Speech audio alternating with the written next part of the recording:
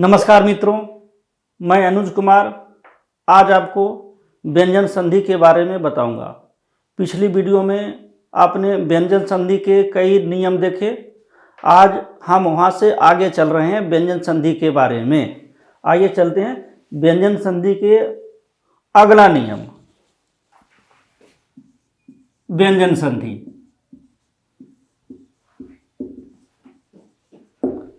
इसकी परिभाषा और इसके बारे में जो कुछ जानकारी है पिछली वीडियो में मैं बता चुका हूं।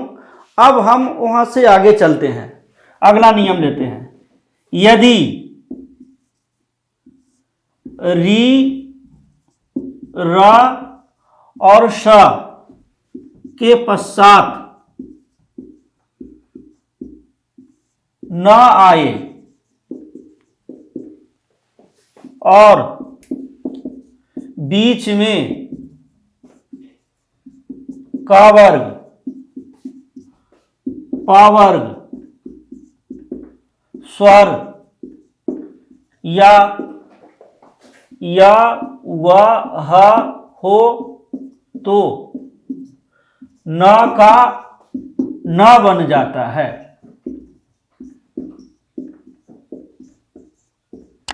देखिए, यदि री, र, श मूर्धन्य श के बाद न आए और बीच में कवर्ग यानी क ख ग घ, पवर्ग, स्वर या य व ह हो तो न का न बन जाता है।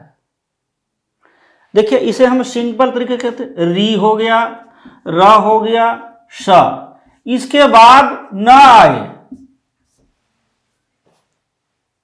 और बीच में ये हो तो न जो है न बन जाता है, न बनेगा।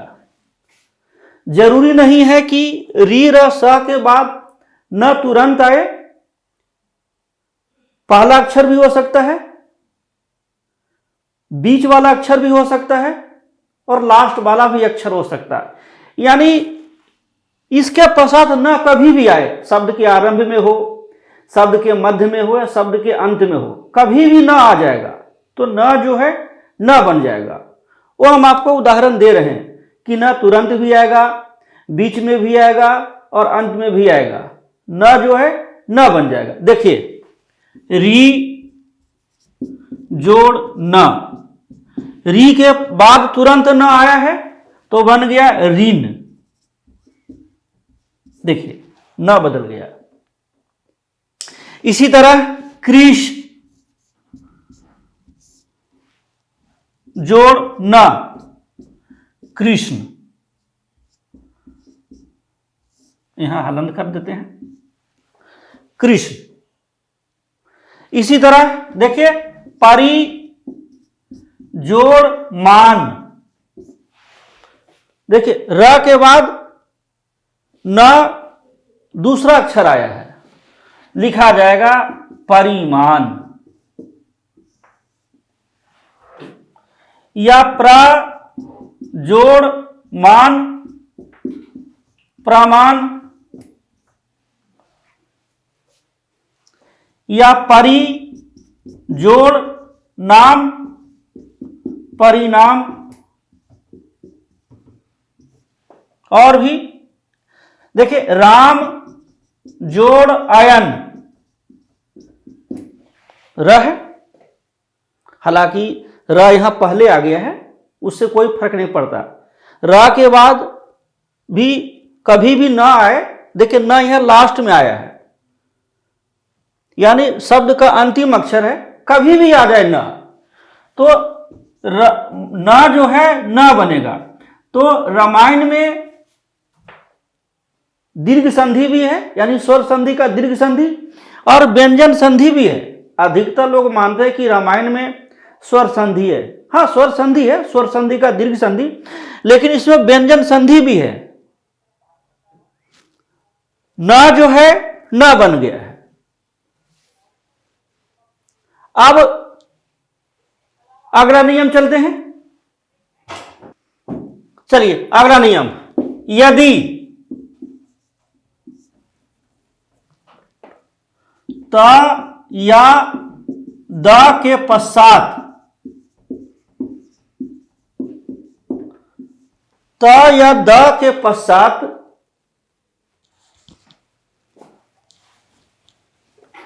च या छ आए तो त या द के पश्चात हलंत लगा हुआ है, त या द के पश्चात च या छ आए तो त द के बदले में च बन जाता है, च बन जाता है। हम इसे ऐसे भी कह सकते हैं, देखिए त या द के पश्चात च हो या छ हो तो त द के बदले में च बन जाता है। एग्जाम्पल देते हैं, देखिए सत जोड़ चित, त के बाद च है तो बन गया सच्चित। और देखें शरत जोड़ चंद्र बन गया शरत चंद्र।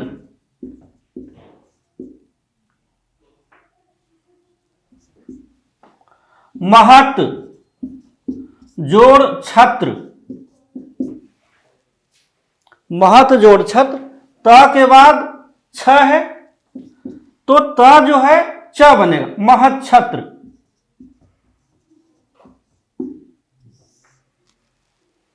और भी उदाहरण ले सकते हैं, देखिए उत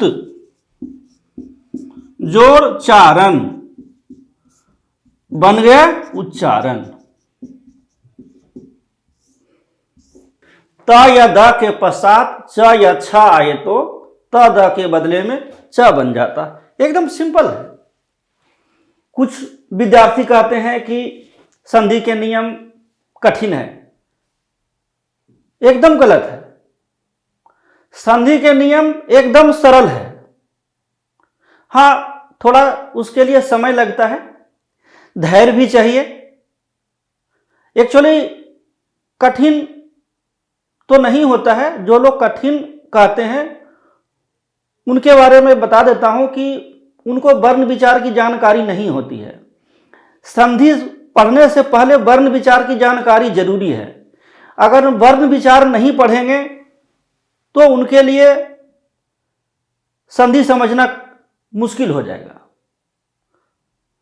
और वही बोलते हैं कि संधि कठिन है। अगर अचानक संधि पढ़ेंगे तो मैं बिल्कुल बोलता हूं कि नहीं समझेंगे। तो संधि सीखने से पहले आप वर्ण विचार का अध्याय देख लीजिए, पढ़ लीजिए, संधि बिल्कुल समझ में आ जाएगा। और मैं पिछली वीडियो में भी बता चुका हूं कि सभी एग्जाम में, कोई भी एग्जाम हो, संधि के प्रश्न किए जाते हैं। जहां भी ऑब्जेक्टिव टाइप का प्रश्न किया गया है तो मैं 100% बोलता हूं कि संधि के कम से कम 2 प्रश्न होते हैं। इसलिए संधि वाले अध्याय को इग्नोर मत करें। कुछ लोग बोलते छोड़ो यार, कठिन टॉपिक क्यों पढ़ता है, लेकिन यही टॉपिक है जिसको आप कठिन कहते हैं। हालांकि मैं तो कठिन नहीं बोल रहा हूं, उसी से क्वेश्चन कर दिया जाता है और विद्यार्थी फेल होकर के आ जाते हैं। तो देखें कि संधि के नियम कितने सरल हैं। हालांकि इसमें इंटरेस्टिंग बात आने वाली है, वो हम आपको बताएंगे। चलिए अगला नियम। मित्रों, अभी आपने देखा कि त या द के बाद च या छ हो तो त द च में बनता है। अब देखिए, ये भी नियम उसी जैसा है। देखिए, ध्यान देखना, त या द के बाद लिखने की जरूरत नहीं है, यहां देखना है। त या द के बाद ल रहे तो त द जो है ल बन जाता है। मेरे कहने का मतलब है कि पिछले बार आपने देखा, पिछले नियम में, कि त द के बाद अगर च तो त द च बनता है। अब है कि त या द के बाद ल रहेगा तो त द ल बन रहा। यानी त द के बाद जो भी अक्षर आए त द वही बन जाता है, जो पहले वाला होता है त द भी वही बन जाता है। देखिए त द के बदले ल आए तो त द ही ल ही बनेगा। उदाहरण देते हैं, उत जोड़ लास बन गया उल्लास। त द के बाद ल है तो त भी ल बन गया। आप देखिए उत जोड़ लेख बन गया उल्लेख। और भी उत जोड़ लंघन बन गया उल्लंघन। कितना सरल नियम है, कहां कठिन है। कुछ लोग कहते कठिन है। और मजेदार वाली बात यह है कि व्यंजन संधि के नियमों की संख्या नहीं है, इसके कुछ नाम भी नहीं है, क्योंकि आपने स्वर संधि में देखा और मैंने बताया कि स्वर संधि के 5 भेद होते हैं। इसमें ऐसा कुछ नहीं कि कितने भेद होते हैं। स्वर संधि में पूछा जाता है कि निम्नलिखित एग्जाम्पल जो है किस स्वर संधि का कौन सा आएगा, इसमें ऐसा कुछ है ही नहीं। तो व्यंजन संधि बिल्कुल सरल है। देखिए अब अगला नियम एकदम सरल है, उससे भी आसान है। देखिए ता या द के बाद ऐसे आप लोग सेंटेंस को लिख सकते हैं, लेकिन आपको मैं सिर्फ फोटो बनाकर दिखा देता हूं कि त या द के बाद जा रहे तो त द भी ज बन जाता है। ठीक है, देखिए इसका उदाहरण अभी देने वाले हैं।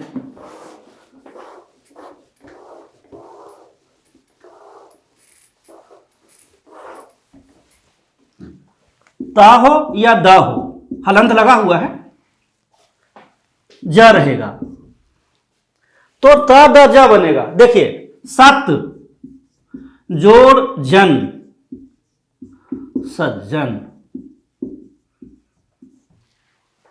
त द के बाद जो है त द ज बन गया।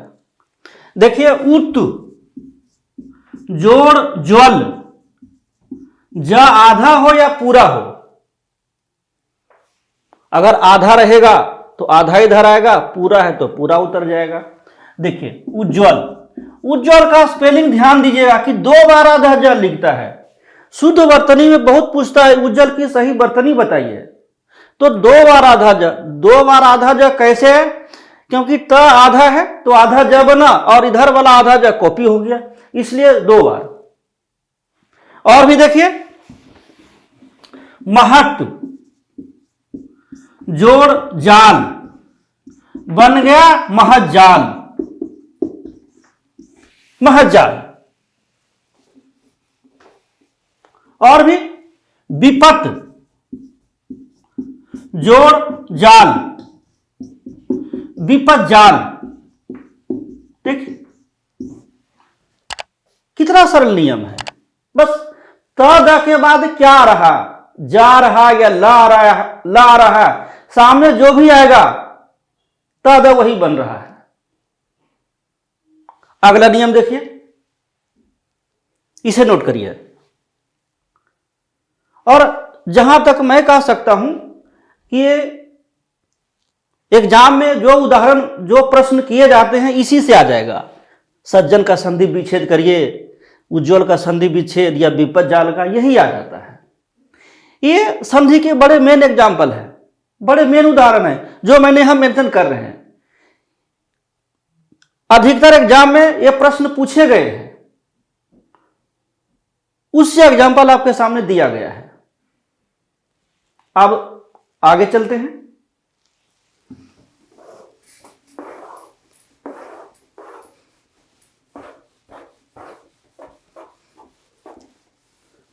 अगला नियम इसी तरह है, इससे आसान भी है। ता या द के पश्चात, त या द के पश्चात ट रहे या ट रहे तो त द भी ट बन जाएगा। त या द के पश्चात ट रहेगा तो त द भी ट बनेगा। देखिए तत् जोड़ टीका बन गया तट्टिका। तट्टिका। महत जोड़ टीका, टीका मतलब व्याख्या, बन गया महट्टिका। महट्टिका। अगला नियम भी इसी तरह है। त या द के पश्चात हलंत लगाइए। त या द के पश्चात ड रहे, ड, तो त द भी ड बन जाएगा। देखिए, उत जोड़ डयन लिखा गया उड्डयन, त जो है ड बन गया है, उड्डयन। इसे नोट करिए। ये उड्डयन बहुत सारे एग्जाम में पूछा गया, कई एग्जाम में पूछा गया है। उत जोड़ डयन, उड्डयन यानी उड़ना। अब अगला नियम देखते हैं। अगला नियम भी है, इसी नियम की तरह है, लेकिन ये जो नियम मैं बताने वाला हूं इसमें दो परिवर्तन हुआ है, दो जगह चेंजिंग है। ये हम आपको बिल्कुल क्लियर करके बता रहे हैं और आपको समझ में आ जाएगा। देखिए, यदि त या द के पश्चात त या द के पश्चात श रहे, स आधा हो या पूरा हो कोई फर्क नहीं पड़ता है। त या द के पश्चात श हो तो त द के बदले में च बनेगा। देखिए, एक परिवर्तन, त द के बदले में च बनेगा, और दूसरा परिवर्तन क्या है, श के बदले में, श आधा हो या पूरा हो, श के बदले में, इसको तालव्य श बोल देते हैं, कुछ लोग सलगम वाला श बोलते हैं, लेकिन तालव्य श बोले तो ज्यादा अच्छा रहेगा। श के बदले में छ बनेगा। देखिए, इसे हम सिंपल तरीके से, इस सूत्र को सिंपल तरीके से लिखते हैं। देखिए, ता हो या दा हो, उसके बाद श आएगा, तो सबसे पहले त द के बदले में च बनेगा और श का छ हो जाएगा। श अगर पूरा है तो पूरा छ, आधा है तो आधा छ बनेगा। देखिए, उदाहरण देते हैं। सत्य जोड़ शास्त्र। देखिए, त के बाद श है, लिखा गया सत्शास्त्र।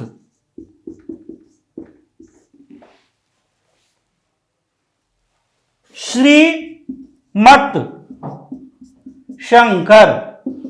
देखिए, बन गया श्रीमच्छंकर।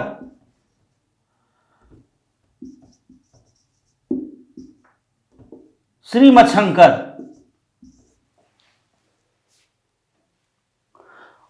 और भी देखिए, उत जोड़ श्वास,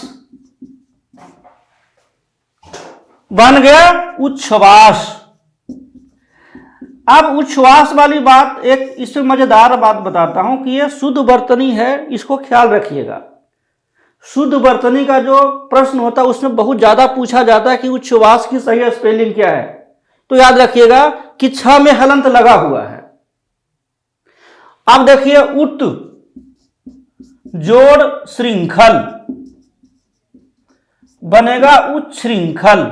उच्छृंखल।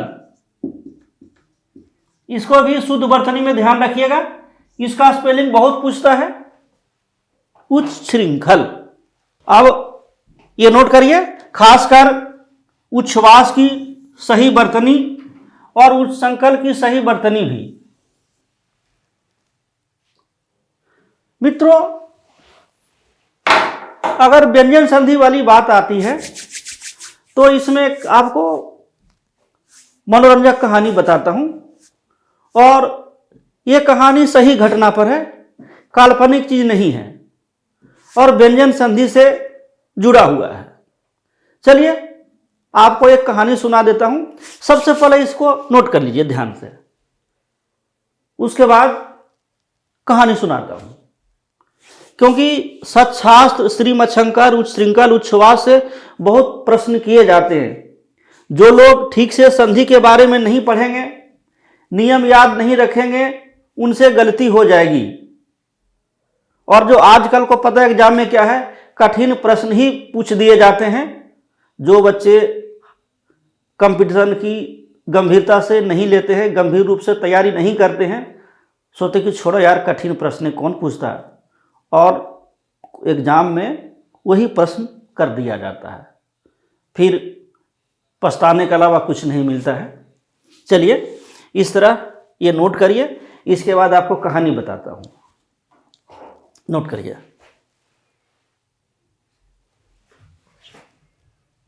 देखिए कहानी यह है कि बात कोलकाता की है। तब कोलकाता को कलकत्ता ही कहा जाता था। कोलकाता में पेड़ के नीचे कई सज्जन ताश खेल रहे थे। इतने में पोस्टमैन आया। तो पोस्टमैन लोगों से पूछा कि भाई यहां कोई मच्छरचंद नाम का व्यक्ति रहता है? व्यक्ति का नाम था, है अभी बाद में लिखे कि श्री मच्छरचंद। तो लोगों ने बोला कि भाई श्री मच्छरचंद नाम का यहाँ कोई व्यक्ति नहीं रहता। और कुछ लोगों ने बताया कि मच्छरचंद तो किसी का नाम ही नहीं होता है, अब तो नाम होता अमीर चंद, फकीर चंद, दुलार चंद, मच्छरचंद कोई नाम नहीं होता है। फिर भी डाकिया बोला कि भाई देखो, सभी अपने अपने घर जाकर देखो, अगल बगल पूछो, कोई नया किराएदार आया हो। तो खैर सभी अपने अपने घर गए, आसपास पूछे। जो नए किराएदार आए थे उससे भी पूछे कि भाई तुम्हारा नाम मच्छरचंद है? बोला नहीं, मेरा नाम नहीं। तो कुछ लोग सो रहे थे, दोपहर में भी कुछ लोग सोते थे। तो मकान मालिक ने उनको भी जगा कर पूछा कि भाई तुम्हारा नाम मच्छरचंद तो नहीं है? बोला नहीं, मेरा नाम मच्छरचंद नहीं है। तो सभी लोग अपने अपने घर से आ गए और डाकिया को बताए, पोस्टमैन को बताए कि मच्छरचंद नाम का कोई व्यक्ति है ही नहीं। अब डाकिया भी परेशान, क्योंकि पते में साफ लिखा था श्री मच्छरचंद, श्री तो आदर सूचक शब्द है, श्री मच्छरचंद। इतने में डाकिया को लगा भाई इस नाम का कोई व्यक्ति नहीं है। तो डाकिया जाने लगा, बिना पत्र को किसी को सौंपे। भाई पत्र किसको सौंपे, जब प्रॉपर आदमी मिले तभी तो सौंपेंगे। पत्र लेकर वापस चला गया। इतने में बंगला लेखक शरद चंद्र चटर्जी आ गए। तो देखे कि लोग जो ताश खेल रहे थे हंस रहे थे एक दूसरे को देख देख करके। शरद चंद्र पूछे भाई क्यों हंस रहे हो, क्या बात है, तुम्हारे चेहरे पर हंसी क्यों है?